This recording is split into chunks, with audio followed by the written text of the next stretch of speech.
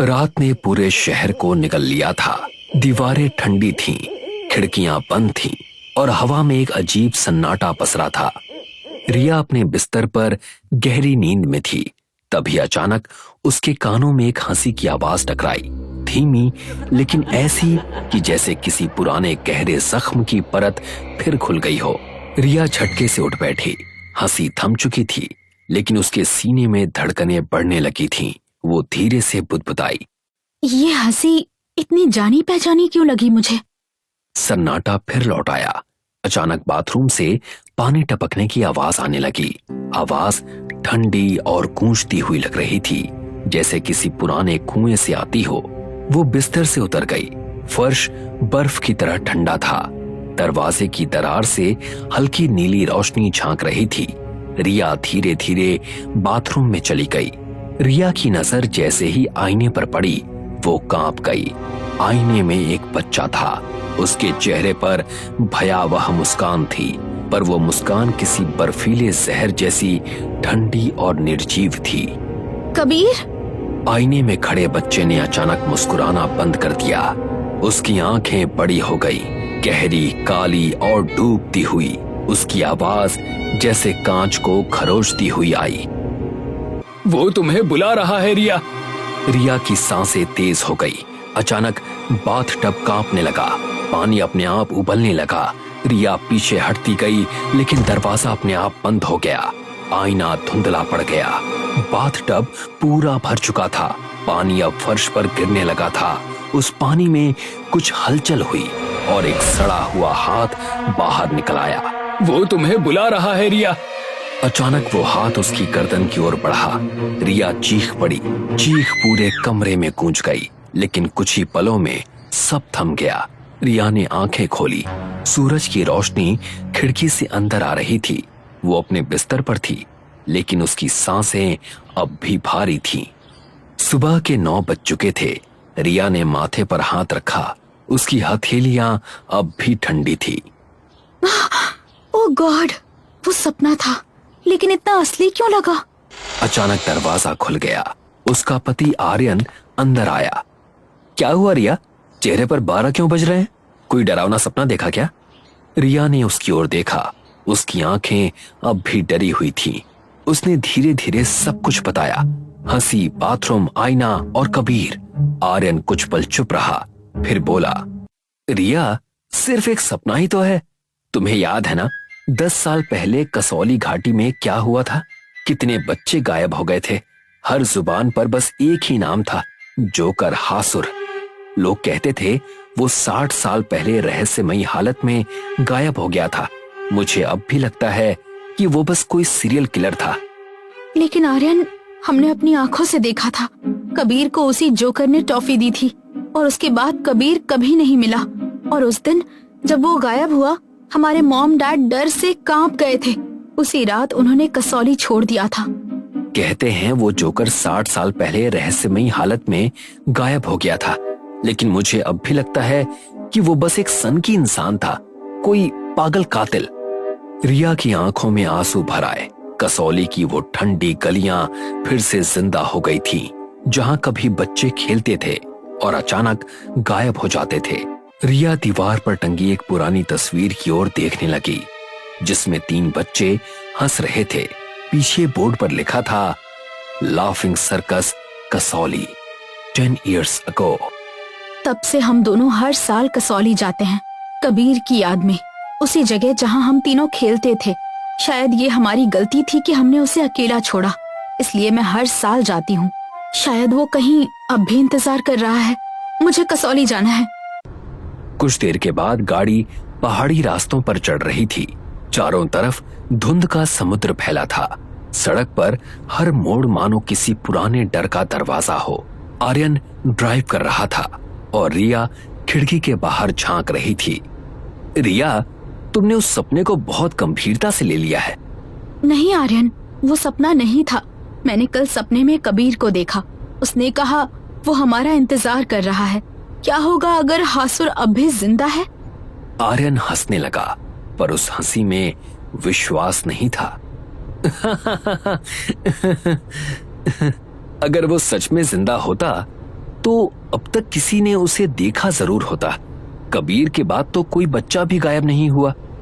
तुम भूल रहे हो आर्यन, कसौली का हर इंसान जानता है वो जोकर हर 10 साल बाद लौटता है और कबीर को गए 10 साल पूरे हो चुके हैं।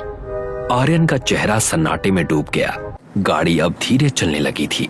सामने धुंध में एक टूटा हुआ बोर्ड उभरा, welcome to Kasauli the laughing ground. हवा में वही पुरानी हंसी फिर से तैर गई।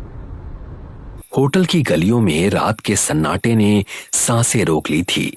हर कमरा अपनी ठंडी दीवारों के साथ सोया हुआ लग रहा था। रिया अपने बिस्तर पर हाथों में अपना मोबाइल थामे हुए बैठी थी। उसकी आंखें स्क्रीन पर टिक गई। कबीर की पुरानी तस्वीर चमक रही थी। हवा ठंडी थी, लेकिन तस्वीर को देखते हुए उसके दिल में अजीब सी गर्माहट उठी थी। वो थोड़ा सा मुस्कुराई और तभी वही हंसी दोबारा गूंज उठी, धीमी, गहरी, मगर अब पहले से ज्यादा करीब। एक ठंडी हवा का झोंका कमरे में आया और उसके बालों को बिखेर गया। रिया ने सिर उठाया। कमरे का पर्दा फड़फड़ा रहा था। वो पलटी तो देखा कि फर्श पर कुछ पड़ा था। उसने धीरे से झुककर उसे उठाया, लेकिन उसकी उंगलियां कांपने लगी थीं। वो एक जोकर का मास्क था, फटा हुआ, पर मुस्कान अब भी ताजा थी। उसका दिल जोर से धड़कने लगा। वो आर्यन के कमरे की ओर भागी। क्या हुआ रिया, इतनी रात को? आर्यन, मैं कबीर की फोटो देख रही थी। अचानक तेज हवा आई और फिर फर्श पर ये मास्क गिरा देखा। देखो। रिया, बाहर बर्फ गिर रही है। शायद हवा से ये उड़कर आ गया होगा। तुम जरूरत से ज्यादा डर रही हो। जाओ, सो जाओ। और हाँ, नींद की दवाई टाइम पर ले लेना।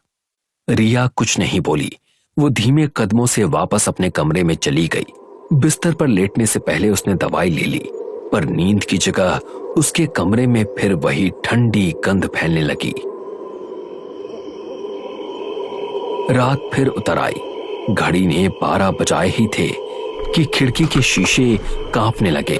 एक तेज हवा का झोंका अंदर आया, बर्फ के कणों के साथ। खिड़की अपने आप खुल गई। रिया ने घबराकर खिड़की बंद की, पर हवा अब कमरे के भीतर थी, उसके चारों ओर घूमती हुई। रिया, मेरी प्यारी रिया, कितनी बड़ी हो गई हो तुम, लेकिन मेरी नजरों में तुम अब भी वही बच्ची हो। रिया का शरीर सिहर गया। आवाज इतनी भारी थी कि दीवारें कांपने लगीं। तुम्हारा दोस्त कबीर तुम्हें बहुत मिस करता है। क्या तुम उससे मिलना नहीं चाहोगी? रिया ने कांपते हुए पीछे मुड़कर देखा। खिड़की के बाहर एक साया झुका हुआ था। लाल आंखें, लंबी जुबान और हंसी से भरा चेहरा। वो जोकर था, हासुर। उसकी मुस्कान बर्फ जैसी ठंडी थी। वो सिर झुकाकर शीशे पर उंगलियां फेर रहा था। उसकी आंखें सीधी रिया की आंखों में उतर रही थीं। रिया के होठों से चीख निकल गई और वो बेहोश होकर गिर गई। सूरज की हल्की किरणें पर्दे से छनकर कमरे में आने लगी। रिया ने आंखें खोल ली। उसका सिर भारी था, शरीर ठंडा पड़ा हुआ था। वो बिस्तर पर बैठी थी और खुद से बोली, ओह गॉड, वो सपना था या सच? तभी दरवाजा खुला। आर्यन कमरे में आ गया। रिया, जल्दी तैयार हो जाओ, हमें निकलना है। रिया ने कुछ कहना चाहा, पर आर्यन चला गया। कुछ देर बाद दोनों होटल से निकल पड़े। सर्कस ग्राउंड अब एक खंडहर था। टूटी कुर्सियां, फटे पोस्टर और हर तरफ वही पुरानी हंसी की गंध। रिया वहीं खड़ी थी, सालों बाद, उसी जगह जहां सब कुछ खत्म हुआ था। रिया, तुम यहां क्या कर रही हो? वो देखो आर्यन, याद है हमने कबीर को आखिरी बार वहीं देखा था। वो जोकर उसे चॉकलेट दे रहा था और कबीर ने कहा था अभी आता हूं। काश हम उसे रोक लेते। उसकी आंखों से आंसू गिरने लगे। आर्यन ने उसका कंधा थाम लिया। रिया, इसमें हमारी गलती नहीं थी। वो कोई पागल कातिल था जो अब खत्म हो चुका है। लेकिन तभी वही हंसी फिर गूंजी, धीमी, गहरी और पहचानी हुई। वो आवाज जमीन से नहीं, हवा से आ रही थी। दोनों ने पीछे मुड़कर देखा। उनके सामने कबीर खड़ा था। कबीर? वो बच्चा मुस्कुरा रहा था, पर उसकी मुस्कान अब मासूम नहीं थी। वो भागने लगा। रिया उसके पीछे दौड़ी। रिया, रुक जाओ, मुझे कुछ ठीक नहीं लग रहा। लेकिन रिया दौड़ती रही। कबीर उन्हें जंगल की गहराई में ले गया। वहां एक पुराना बंगला था। जंगल के बीच खड़ा वो पुराना बंगला ऐसा लग रहा था जैसे वो जिंदा हो। रिया और आर्यन बंगले के अंदर पहुंच गए। अंदर सन्नाटा था। दीवारों पर जोकर के मास्क टंगे थे, कुछ टूटे हुए, कुछ मुस्कुराते हुए। फर्श पर बिखरे खिलौनों की आंखें चमक रही थीं। अचानक किसी कोने से टूटा हुआ म्यूजिक बॉक्स खुद बजने लगा। रिया, मुझे ये जगह ठीक नहीं लग रही। शायद यही हमें जवाब मिल जाए। तभी रिया की नजर दीवार पर पड़ी और वो पूरी तरह से चीख पड़ी। दीवार पर कबीर छिपकली की तरह चिपका हुआ था और उन दोनों को घूर रहा था। अगले ही पल वो तेजी से दीवार से उतरकर जानवर की तरह दौड़ता हुआ उनके पास आ पहुंचा।